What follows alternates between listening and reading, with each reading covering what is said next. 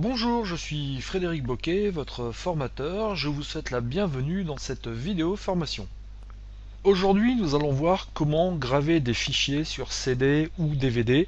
Effectivement, vous possédez sur votre ordinateur des fichiers auxquels vous tenez, comme de la musique, comme des photos, comme des fichiers de travail, et vous ne souhaitez pas les perdre.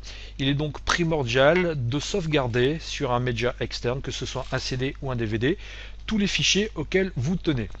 Avant toute chose, pour sauvegarder ces fichiers sur CD ou DVD, votre ordinateur doit posséder bien sûr un graveur, qu'il soit de CD ou de DVD. Je vais donc insérer dans mon ordinateur un DVD vierge. Nous allons patienter quelques instants que l'ordinateur donc le reconnaisse. Une fenêtre donc DVD va apparaître. Bon, ça peut être plus ou moins rapide en fonction de la vélocité de votre lecteur et de votre ordinateur.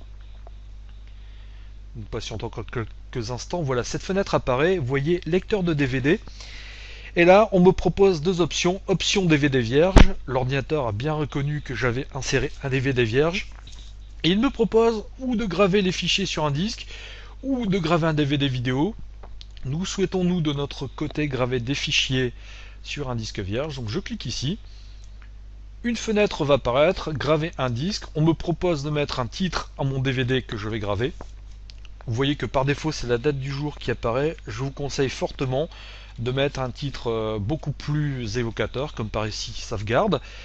Je vais laisser cocher la case avec un lecteur de CD DVD.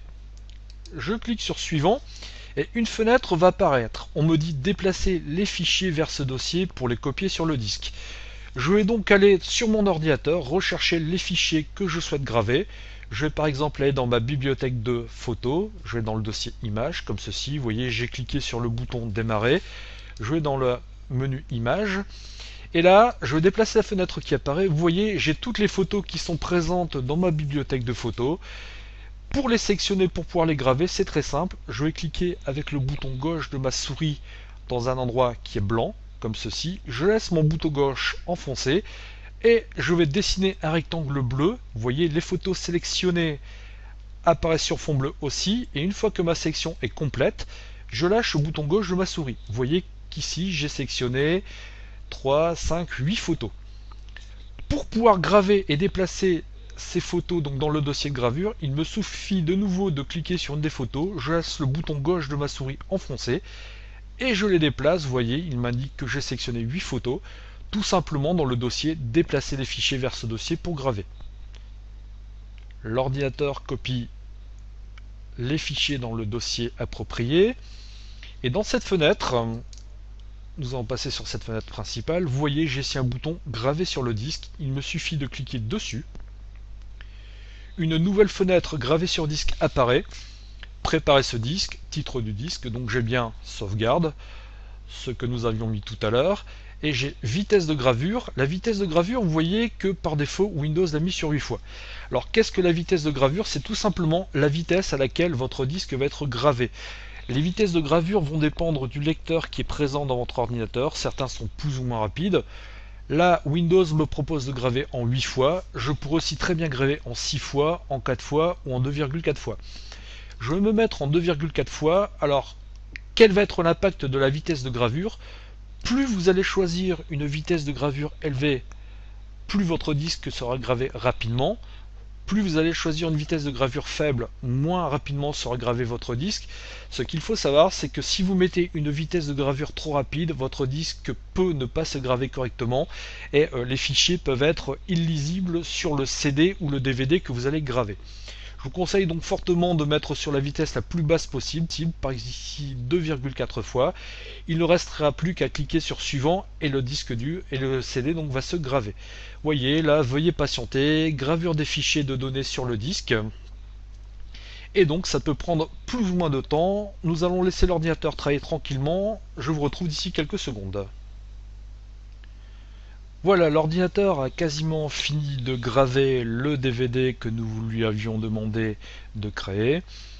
Bon, vous vous rendez compte que ça a été relativement rapide. Il reste quelques instants. 30 secondes pour graver 8 photos, c'est relativement rapide. L'ordinateur est en train de vérifier le disque qu'il a gravé. Voilà, il a terminé. Donc une fenêtre apparaît en m'indiquant vos fichiers ont bien été gravés sur le disque. Windows éjecte le DVD qui vient d'être gravé et je pourrais cocher ici la case oui, graver ces fichiers sur un autre disque. Ce qui se passerait, c'est que l'ordinateur me demanderait d'insérer un nouveau DVD vierge et il me graverait, il me ferait une autre copie des fichiers que nous venons donc d'envoyer sur le DVD. Je vais cliquer ici sur terminer. Sachez qu'il existe cependant d'autres méthodes pour graver des fichiers sur CD ou sur DVD. Nous aurions pu, pour graver nos photos, cliquer ici sur le bouton démarrer de Windows, aller dans le dossier images, sélectionner les images que je souhaite graver, et vous voyez tout en haut, donc j'ai un petit bouton graver.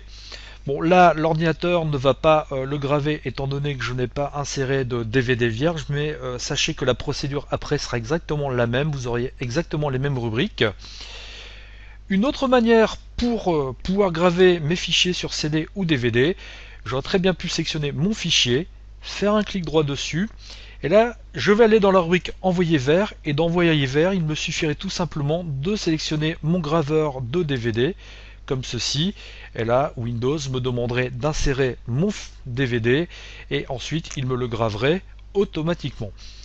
Vous voyez que sauvegarder ces fichiers sur CD ou DVD n'est pas très compliqué, et ça vous permettra d'éviter tout désagrément et de perdre des fichiers auxquels vous tenez plus particulièrement.